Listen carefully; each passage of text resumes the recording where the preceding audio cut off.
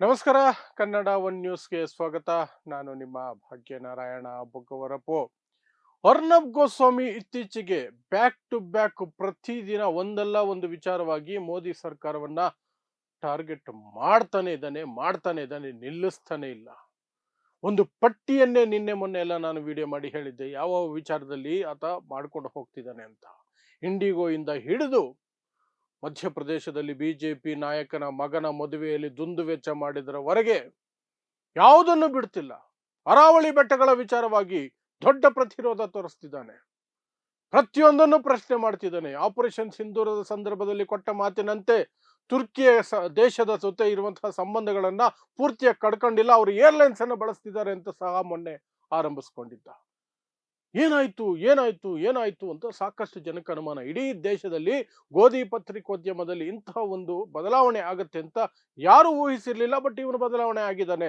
ಆದ್ರೆ ಇವನ ಮೇಲೆ ಯಾರಿಗೂ 100% ನಂಬಿಕೆ ಇಲ್ಲ. Something is there, something fishy. ಏನೋ ಸಂಚು ರೂಪಿಸಿದ್ದಾನೆ ಅಥವಾ ಏನೋ ಕಾರಣ ಇದೆ, ದೊಡ್ಡ ಕಾರಣ ಇದೆ, ಅವನ ಸ್ವಾರ್ಥ ಇದೆ ಇದರಲ್ಲಿ. ಇಲ್ಲದೆ ಹೋದ್ರೆ ಅರ್ನಬ್ ಗೋಸ್ವಾಮಿ ಮೋದಿಯನ್ನ ಪ್ರಶ್ನೆ ಮಾಡೋದು ಸಾಧ್ಯನೇ ಇಲ್ಲ. ಬಿಜೆಪಿನ ಪ್ರಶ್ನೆ ಮಾಡೋದು ಸಾಧ್ಯನೇ ಇಲ್ಲ. RSS ನ ಅಟ್ಯಾಕ್ ಮಾಡೋದು ಸಾಧ್ಯನೇ ಇರ್ತಿರ್ಲಿಲ್ಲ. ಸೊ ಏನದು ಕಾರಣ ಅಂತ ಹುಡುಕ್ತಿರ್ಬೇಕಾದ್ರೆ ಒಂದು ವಿಚಾರ ಹೊರಗಡೆ ಬಂದಿದೆ. ಒಂದು ವಿಚಾರ ಚೆನ್ನಾಗಿ ಹೊರಗಡೆ ಬಂದಿದೆ. ಆಯುಷ್ ತಿವಾರಿ ಅನ್ನುವಂತಹ ಒಬ್ರು ಕೆಲವು ಗ್ರಾಫ್ಗಳನ್ನ ಬಿಡುಗಡೆ ಮಾಡಿದ್ದಾರೆ ಅವರು ಎಕ್ಸ್ ಖಾತೆಯಲ್ಲಿ.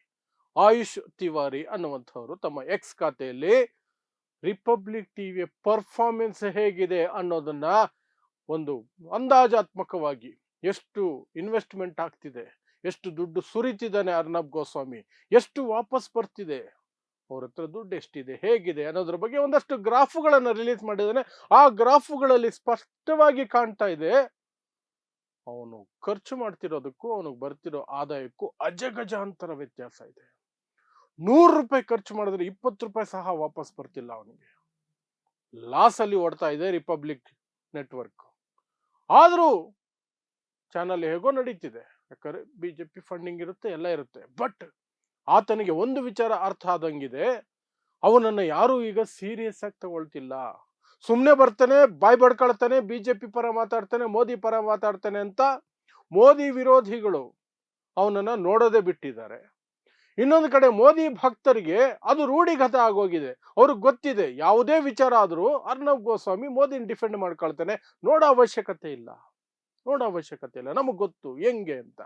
ನಮ್ಗೆ ಅಭ್ಯಾಸ ಆಗಿದೆ. ಅವನ ಟೋನ್ ಏನು, ಅವನು ಯಾವ ರೀತಿ ತಗೊಂಡು ಬರ್ತಾನೆ, ರಾಹುಲ್ ಗಾಂಧಿನ ಎಳ್ಕೊಂಡು ಬರ್ತಾನೆ, ನೆಹರೂನ ಎಳ್ಕೊಂಡು ಬರ್ತಾನೆ, ವಿಪಕ್ಷಗಳನ್ನ ಎಳ್ಕೊಂಡು ಬರ್ತಾನೆ, ಹೀಗೆ ಮಾತಾಡ್ತಾನೆ ಅಂತ ಎಲ್ರಿಗೂ ಸಹ ಒಂದು ಅಂದಾಜು ಸಿಕ್ಕಿಬಿಟ್ಟಿದೆ. ಮೋದಿ ಭಕ್ತರಿಗೆ, ಬಿಜೆಪಿ ಭಕ್ತರಿಗೆ, ಅಂಧ ಭಕ್ತರಿಗೆ, ಮನುವಾದಿಗಳಿಗೆ. ಹಾಗಾಗಿ ಅವರು ಸಹ ಅವನ ಚಾನೆಲ್ನ ಹೆಚ್ಚಾಗಿ ನೋಡ್ತಿಲ್ಲ. ಯಾವಾಗ ಅವನ TRP ಕುಸಿದಿದೆಯೋ ಆದಾಯ ಆಟೋಮೆಟಿಕ್ ಆಗಿ ಕುಸಿಯುತ್ತೆ. ಹಾಗಾಗಿ ಆದಾಯ ಆಲ್ಮೋಸ್ಟ್ ಇಲ್ಲ ಅನ್ನುವ ಮಟ್ಟಕ್ಕೆ ಬಂದ್ಬಿಟ್ಟಿದೆ. 80% ಕಡಿಮೆ ಆದಾಯ ಆಗಿದೆ ಅವನಿಗೆ. 100 ರೂಪಾಯಿ ಖರ್ಚು ಮಾಡಿದ್ರೆ 20 ರೂಪಾಯಿ ಅವನಿಗೆ ವಾಪಸ್ ಬರೋದು ಸಹ ಸಂಕಷ್ಟ ಆಗಿದೆ, ಕಷ್ಟ ಆಗಿದೆ. ಹಾಗಾಗಿ ಏನ್ ಮಾಡ್ತಿದ್ದಾನೆ, ಅವನು ಮೈಂಡ್ ಸೆಟ್ ಅನ್ನ, ಜನರ ಮೈಂಡ್ ಸೆಟ್ ಅನ್ನ ಸ್ವಲ್ಪ ಟ್ಯೂನ್ ಮಾಡಬೇಕು. ನನ್ನ ಚಾನಲ್ ನೋಡೋ ಹಾಗೆ ಮಾಡಬೇಕು. ನಾನು ಒಂದು ಪರ ಇದ್ದೀನಿ ಅನ್ನೋದನ್ನ ಜನ ಸ್ವಲ್ಪ ಆಚೆ ಬಂದು ನೋಡಬೇಕು. ಇಲ್ಲ, ಇವನು ಒಂದು ಪರ ಇಲ್ಲ, ಇವನು ಪ್ರಶ್ನೆ ಮಾಡ್ತಾನೆ, ಮೋದಿನೂ ಪ್ರಶ್ನೆ ಮಾಡ್ತಾನೆ, ಸರ್ಕಾರವನ್ನು ಪ್ರಶ್ನೆ ಮಾಡ್ತಾನೆ ಅನ್ನುವಂತಹ ಮನಸ್ಥಿತಿಯನ್ನು ನಿರ್ಮಾಣ ಮಾಡಬೇಕು ಅನ್ನುವಂತಹ ಒಳಸಂಚನ್ನ ಇಟ್ಕೊಂಡು ಈ ವಿಚಾರಗಳನ್ನು ತಗೊಂಡು ಬಂದು ಒಂದೊಂದಾಗಿ ಎಸೆತಿದ್ದಾನೆ. ಬಟ್ ಆ ಗ್ಯಾಪ್ ಅಲ್ಲಿ ಮೋದಿ ಭಕ್ತರನ್ನ, ಬಿಜೆಪಿ ಭಕ್ತರನ್ನ, ಅವ್ರನ್ನೆಲ್ಲರನ್ನೂ ಕೂಡ ಖುಷಿ ಪಡಿಸೋದಕ್ಕೆ ಒಂದು ಹಿಂದಿ ಚಾನಲ್ ಇದೆಯಲ್ಲ, ರಿಪಬ್ಲಿಕ್ ಭಾರತ್, ಅಲ್ಲಿ ಏನು ಬದಲಾವಣೆ ಮಾಡ್ಕೊಂಡಿಲ್ಲ. ಅವನು ಪ್ರತಿಯೊಂದಕ್ಕೂ ಮೋದಿ ಸರ್ಕಾರವನ್ನ ಸಮರ್ಥನೆ ಮಾಡ್ಕೊಂಡು ಹೋಗ್ತಿದ್ದಾನೆ, ಮೋದಿಯನ್ನು ಬೆಂಬಲಿಸ್ಕೊಂಡು ಹೋಗ್ತಿದ್ದಾನೆ, ಬಿಜೆಪಿ ಗುಲಾಮಗಿರಿನ ಅಲ್ಲಿ ನಿರಾತಂಕವಾಗಿ ಮಾಡ್ಕೊಂಡು ಹೋಗ್ತಿದ್ದಾನೆ. ಬಟ್ ರಿಪಬ್ಲಿಕ್ ಇಂಗ್ಲಿಷ್ ಇದೆಯಲ್ಲ, ರಿಪಬ್ಲಿಕ್ ಟಿವಿ, ರಿಪಬ್ಲಿಕ್ ನ್ಯೂಸ್, ಇಲ್ಲಿ ಮಾತ್ರ ಒಂದಷ್ಟು ಬದಲಾವಣೆ ಮಾಡ್ಕೊಂಡಿದ್ದಾನೆ. ಹೈಟೆಕ್ ಅಥವಾ ಹೈಫೈ ಆದಂತಹ ಆಡಿಯನ್ಸ್ಗಳನ್ನ ಸೆಳೆಯೋ ಪ್ರಯತ್ನ ಮಾಡ್ತಿದ್ದಾನೆ, ಕಾರ್ಪೊರೇಟ್ಗಳನ್ನ ಸೆಳೆಯೋ ಪ್ರಯತ್ನ ಮಾಡ್ತಿದ್ದಾನೆ, ಮತ್ತು ಇಡೀ ಜಗತ್ತಿನ ಮುಂದೆ ಬೇರೆ ದೇಶಗಳಲ್ಲಿ ಸಹ ಅವನ ಇಮೇಜ್ ಅನ್ನ ಬದಲಾವಣೆ ಮಾಡ್ಕೊಳ್ಳೋ ಪ್ರಯತ್ನ ಮಾಡ್ತಿದ್ದಾನೆ. ಯಾಕಂದ್ರೆ ಇಂಗ್ಲಿಷ್ ಚಾನೆಲ್ ಎಲ್ಲ ಕಡೆ ತಲುಪುತ್ತೆ ವಿದೇಶಗಳಲ್ಲಿ, ಮತ್ತು ಸ್ವಲ್ಪ ವಿದ್ಯಾವಂತರು ಹೆಚ್ಚಿರುವಂತಹ ಭಾಗಗಳಲ್ಲಿ ತಲುಪುತ್ತೆ. ಭಾರತದಲ್ಲೂ ಸಹ ಹಿಂದಿ ಹಳ್ಳಿ ಹಳ್ಳಿಗೂ ಹೋಗುತ್ತೆ.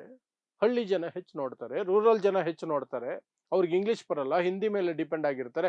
ಹಾಗಾಗಿ ಅಲ್ಲಿ ಮಾತ್ರ ಯಾವ ಬದಲಾವಣೆಯನ್ನು ಮಾಡ್ಕೊಂಡಿಲ್ಲ, ಯಾವ ಬದಲಾವಣೆಯನ್ನು ಇಲ್ಲ. ಹೇಗಿತ್ತೋ ಹಾಗೇ ಹೋಗ್ತಿದೆ. ಆ ಗುಲಾಮಗಿರಿ, ಆ ಚಮಚಗಿರಿ, ಆ ಬೂಟ್ ನೆಕ್ಕೋದು ಕಂಟಿನ್ಯೂ ಆಗ್ತಿದೆ.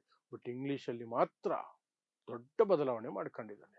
ಸೊ ನಾನು ಹೇಳ್ತಾನೆ ಬಂದೆ 3-4 ದಿನಗಳಿಂದ, ಅವನು ಬಿಜೆಪಿಯನ್ನ ಟಾರ್ಗೆಟ್ ಮಾಡಿ ಅಟ್ಯಾಕ್ ಮಾಡಿ ಏನೇ ಮಾಡಿದ್ರು, ಮೋದಿಯನ್ನೇ ಎಳ್ಕೊಂಡು ಬಂದು ಬೈದ್ರು ಸಹ ಅದರಲ್ಲಿ ಏನೋ ಕುತಂತ್ರ ಇರುತ್ತೆ, ಅವನದೇನೋ ಲೆಕ್ಕಾಚಾರ ಇರುತ್ತೆ.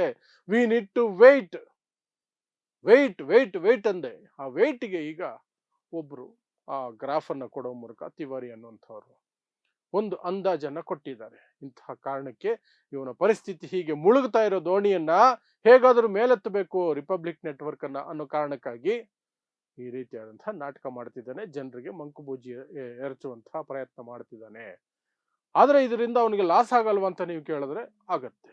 ಬಿಜೆಪಿ ಕಡೆಯಿಂದ ಸ್ವಲ್ಪ ವಿರೋಧ ಬರುತ್ತೆ, ಬಿಜೆಪಿ ಭಕ್ತರು ಸ್ವಲ್ಪ ಅವನಿಗೆ ಶತ್ರುಗಳಾಗಬಹುದು. ಆದರೆ ಒಂದು ದಿನ ಒಂದು ನ್ಯೂಸ್ ಸಾಕು ಮುಸ್ಲಿಮರ ವಿರುದ್ಧ ದ್ವೇಷಕಾರಿ.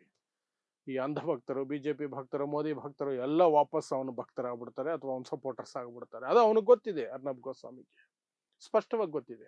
ಎಷ್ಟೆಲ್ಲ ಮಾಡಿದ್ರು ಸಹ, ಬಿಜೆಪಿ ವಿರುದ್ಧ ಮಾತಾಡಿದ್ರು ಸಹ ಒಂದು ವಿಡಿಯೋ ಸಾಕು, ಒಂದು ಡಿಬೇಟ್ ಸಾಕು, ವಾಪಸ್ ಬಂದ್ಬಿಡ್ತಾರೆ, ಮತ್ತೆ ನನ್ನ ಹೀರೋ ಅಂತಾರೆ. ಆ ಲೆಕ್ಕಾಚಾರದಲ್ಲೇ ಮಾಡ್ತಿದ್ದಾನೆ. ಸೊ ಇದು ಅರ್ನಬ್ ಗೋಸ್ವಾಮಿ ಇತ್ತೀಚಿನ ದಿನಗಳಲ್ಲಿ ಬಿಜೆಪಿ NDA ನರೇಂದ್ರ ಮೋದಿ ವಿರುದ್ಧ ಹರಿಹಾಯ್ತಾ ಇರುವುದರ ಹಿಂದೆ ಇರುವಂತಹ ಒಂದು ಕಾರಣ.